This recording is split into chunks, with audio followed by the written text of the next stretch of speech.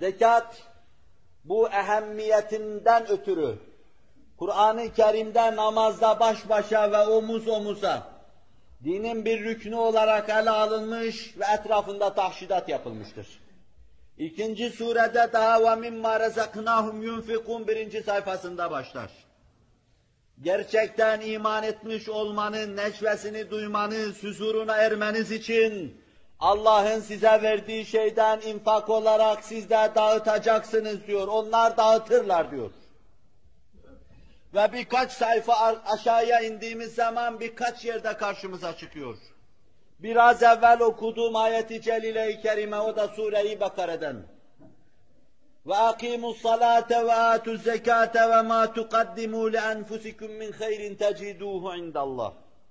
Namazınızı dosdoğru eda edin, zekatınızı tamam verin. Bugün bedeni ve mali olarak takdim ettiğiniz her şeyi ötede, ötelerin ötesinde Allah'ın huzurunda bulacaksınız Kur'an-ı Kerim diyor. Ve Fahri Kainat Efendimiz, yüzlerce ayetle etrafında tahşidat yapılan, müminin vazifesi bu meseleyi anlatırken şu sözlerle anlatıyor.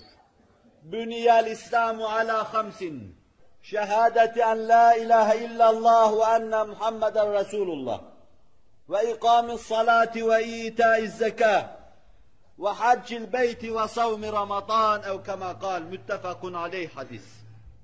İslam 5 esas üzerine kurulmuştur. Müslümanın ferdi yaşayışı bu 5 esas üzere dayalıdır. Ailevi yaşayışı bu 5 esas üzerine dayalıdır. İçtimai hayatı bu 5 kaide üzerinde yükselir. Bu 5 esas olmadığı zaman ne ferdi, ne ailevi, ne de içtimai bir İslamiyet yoktur, arızalıdır. Mail-i inhidamdır, her an yıkılmaya müheyyadır. Cenab-ı Hak muhafaza buyursun veya içinde bulunduğumuz çukurdan bizleri halas eylesin. Şehadeti en la ilahe illallah. İslam'ın şart-ı evveli, rüknü evveli Allah'ın mabudu mutlak olduğuna şehadet etmek. Zihinleri Allah'tan gayri her şeyden temizlemek. Kalpleri Allah'tan gayri her şeyden temizlemek.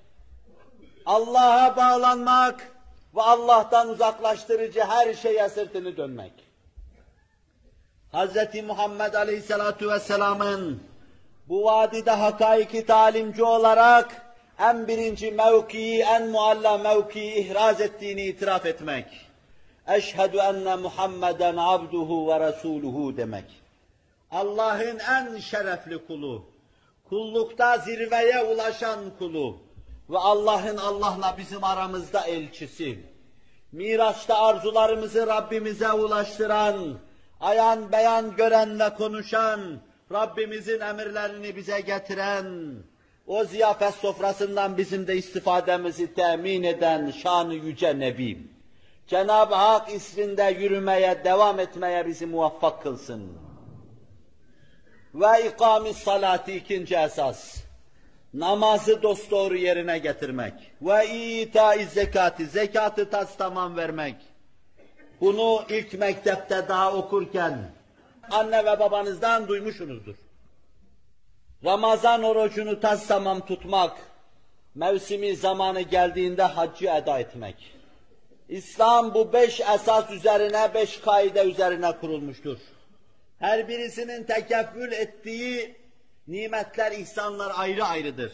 Hepsi bütünüyle yerine getirildiği zaman biz inşallah içtimaiden beklediğimiz semereyi o zaman alacağız.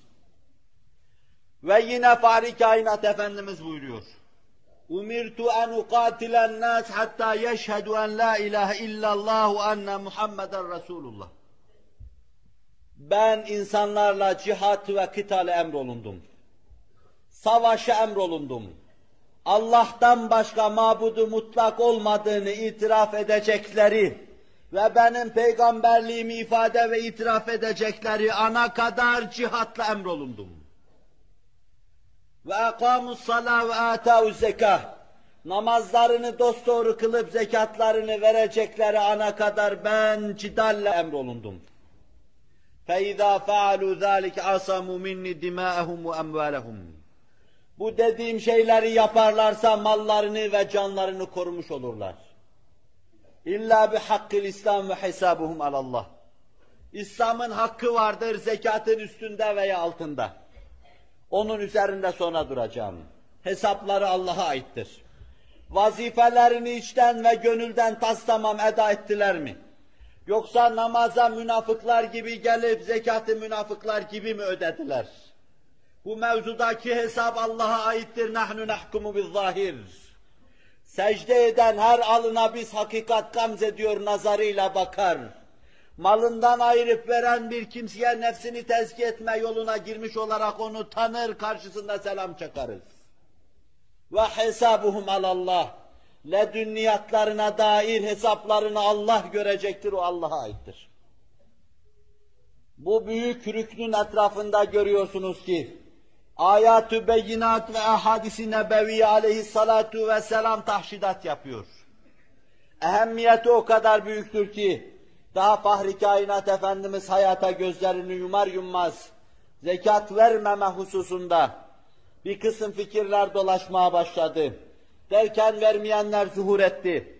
Ve Hazreti Ebu Bekir bunu bir irtidat, bir başkaldırma saydı, isyan saydı. Efendimiz sallallahu aleyhi ve sellem vefat edince, o güne kadar amiller herkesten zekatı alıyorlardı.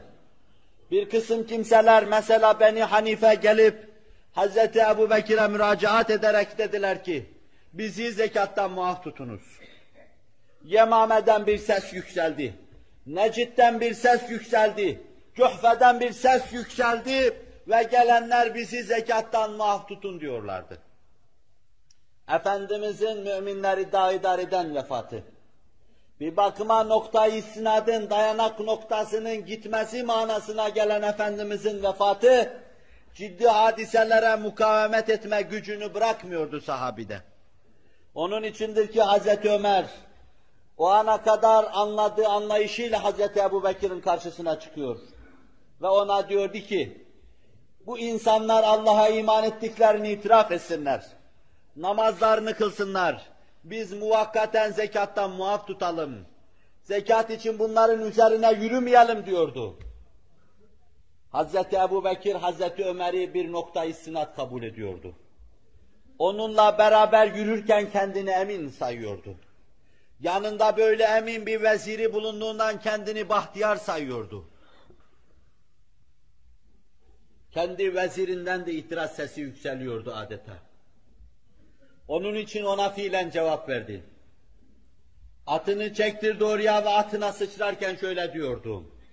Vallahi diyordu, Fahri Kainat Efendimiz döneminde ve devrinde keçinin boynundaki bir ip veriliyor idiyse şayet ve şu anda buna karşı bir kıyam var ise şayet, bu ipin verilmesi için dahi ben cihad ilan ederim onlara karşı. Hazreti Ömer bu işten dönüş olmadığını anlayınca Hazreti Ebu Bekir'e uyuyordu. Hudeybiye'deki içtihat hatasından ötürü nedamet ettiği gibi sonra bunu da bize şöyle anlatıyor. Vallahi o meselede ben yanılmıştım. O öyle bir meseleydi ki Allah Ebu Bekir'in kalbine onu ilham etti de doğru düşündürdü. Ömer bu durumu böyle itiraf ediyor.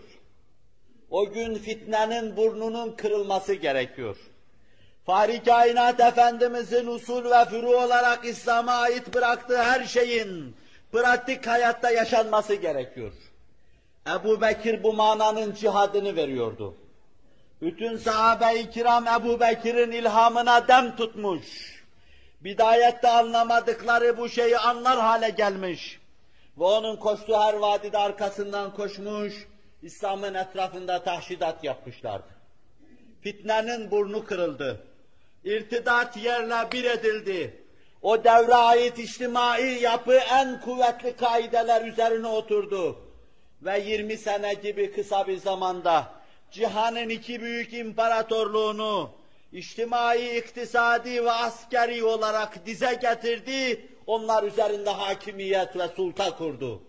Biz tarihin şehadetiyle müminlerin pratik hayatlarında bunu görüyoruz. Ta Roma önlerine kadar uzanan koskocaman bir imparatorluk, Müslümanların Fatih orduları karşısında haraca ve cizyeye bağlanıyordu. Hristiyanlar Müslümanlığın siyanet ve himayesi altına giriyordu. 2000 senelik mazileriyle, mefahirleriyle iftihar eden İran'ın ateş kederleri Müslümanlığın himayesi altına giriyordu. Müslümanların karşısında hiçbir ordu tutunamıyordu.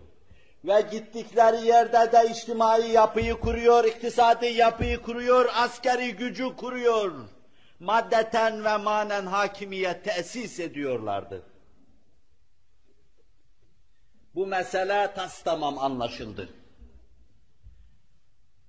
İlk son zekat üzerinde münakaşa yapıldı.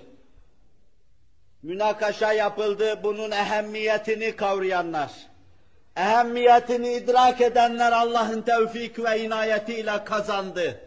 Ehemmiyetini müdrik olmayanlar kaybettiler. Üzerinde yeri geldiği zaman duracağım.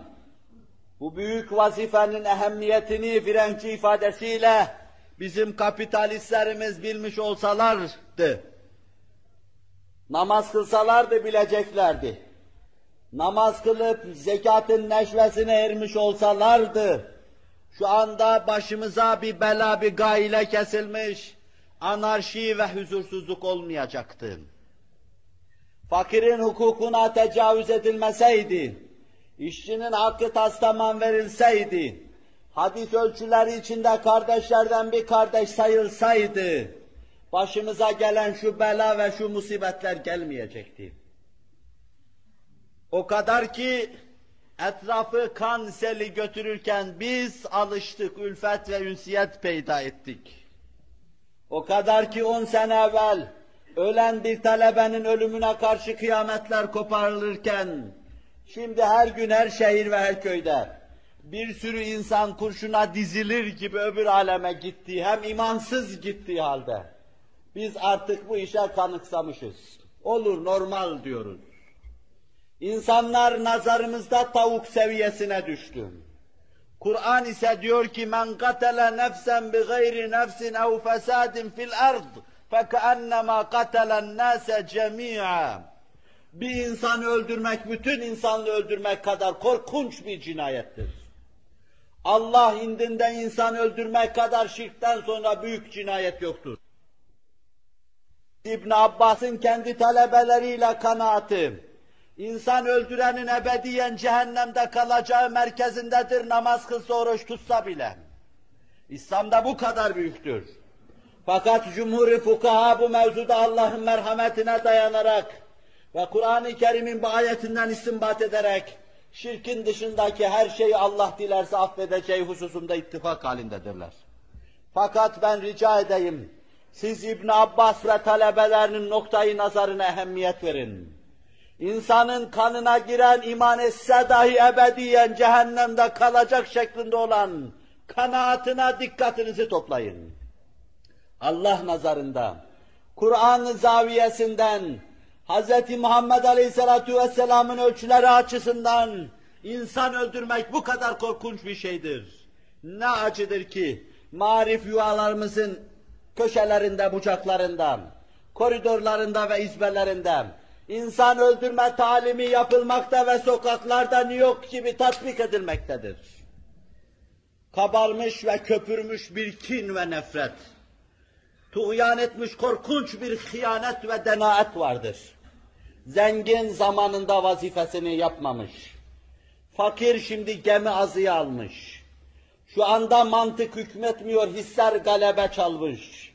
Siz gayri zekat verseniz dahi bu fitnenin önünü alamayacaksınız. Alamayacaksınız çünkü tuğyan vardır. Çünkü dalalet vardır. Küfür vardır ve küfran vardır, önünü alamayacaksınız. Belki büyük ihmalin neticesi, ancak o kadar gayretle ve o kadar zamanla bu büyük fitne yatıştırılabilir. Rahmet-i ilahiden bunu ümit ediyoruz. Yatıştırılacaktır inşallah Teala. İlerideki mevzumuzdan bir parça arz ettim. Eğer zenginlerimiz, onlara zengin demek doğru değil, onun için Frenkçi ifadesiyle söyledim, kapitalistlerimiz, başlarını Allah karşısında secdeye koysalardı, Rab kapısında ubudiyetin neşvesini içlerinde duysalardı, Rabbin malikiyetini itiraf etselerdi, hakkın kendilerine verdiğinden onlar da başkalarına ita etselerdi, başımıza açılan şu gaile ve badireler, Allahu alem bu seviyede ve bu zaviyede gelişmeyecek, başımıza gaile ve bela olmayacaktı. Ama olundu, düşüldü. Biz bundan sonra bir kere daha bu badireye düşmemeye bakacak, belli fonda zekatlarımızı ve bütün yardımlarımızı toplayarak, bu milletin yatmış manasını ayağa kaldırmaya çalışacağız. Kıblemize dönene vereceğiz. Kestiğimizi yiyene vereceğiz. Keserken besmele diyene vereceğiz. Rabbe secde edene vereceğiz. Azameti karşısında bel kırıp boyun bükene vereceğiz. İçi mefairimizle dolup taşana vereceğiz. Tabii ki ecdadına sövene vermeyeceğiz. Tabii ki şarap kadehleri içinde eritene vermeyeceğiz. Tabii ki ondalık ve yüzdelik alana vermeyeceğiz. Bu milletin mana yapısına parça parça teraküm ettiği istikamette vereceğiz. Yeri gelince bam teli dahi olsa dokundurarak arz etmeyi düşünüyorum.